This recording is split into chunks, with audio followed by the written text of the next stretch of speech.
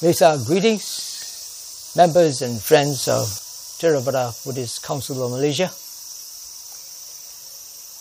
Theravada Buddhists believe that 2,657 years ago, our Buddha Gautama attained Parinibbana on a full moon day of Wesak, just like today.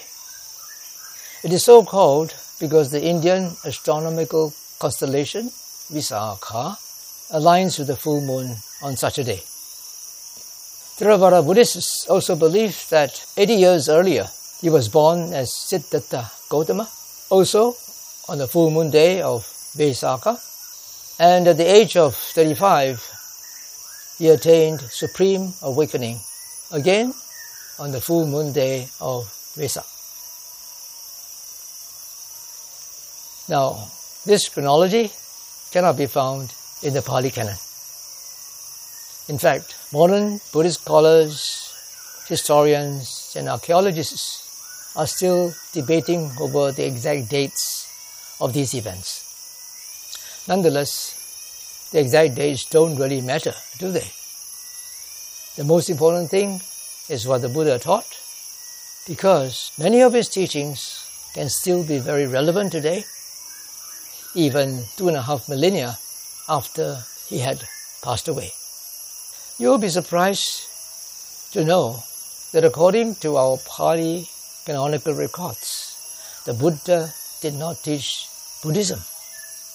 Surprise? He taught the Dhamma Vinaya.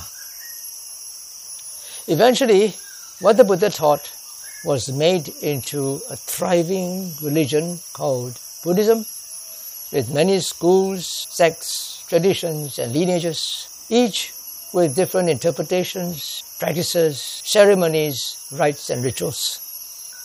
To someone who is looking for the essence of what the Buddha taught, this indeed is very confusing.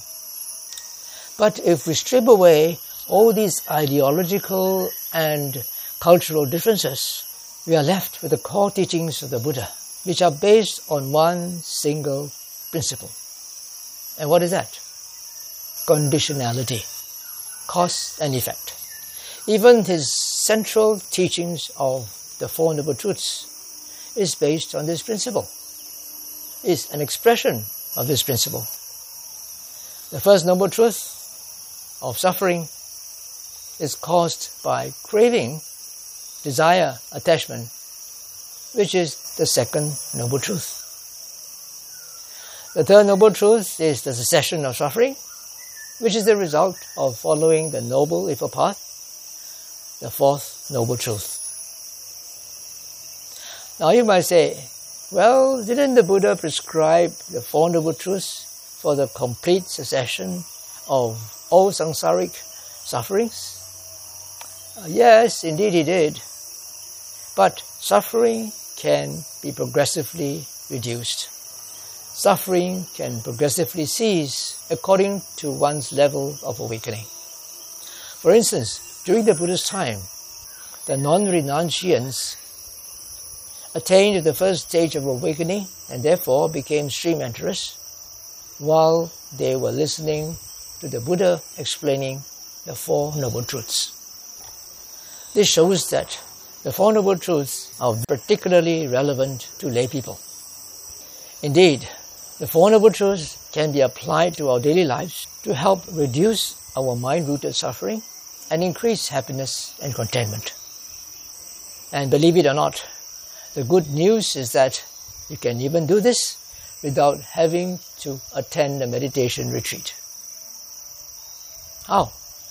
Very simple. Just ask yourself one simple question. Why? Whenever you suffer. Which means to say, when you feel angry, upset, disappointed, frustrated, sad, these are the times when you are suffering. And when you ask yourself why, invariably you will find that it is due to unfulfilled desire, frustrated wants.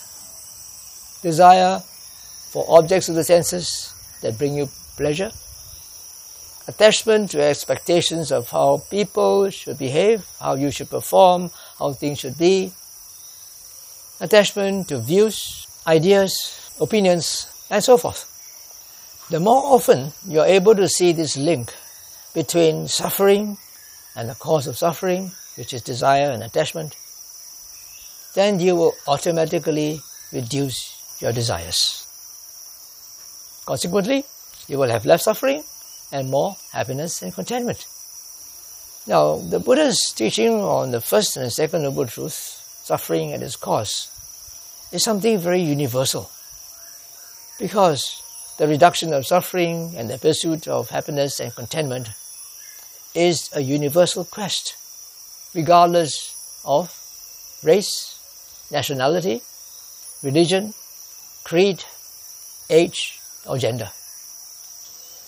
Now you might think that the first and second noble truth, suffering and its cause, seem to be very obvious, don't they? They're very obvious and very simple. And yet, it took a Sama Sambuddha to rediscover this natural law and share it with us out of great compassion.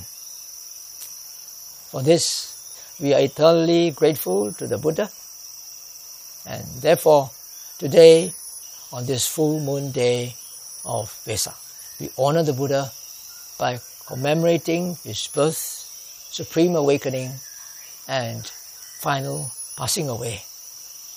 And there are many ways of honoring the Buddha.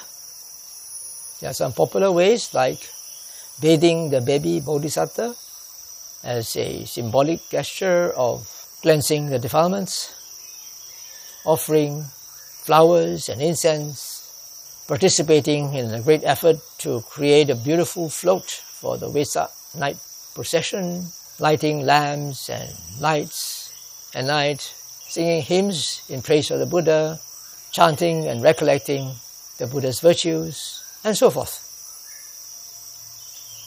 No doubt, all of these are valid ways of honoring the Buddha.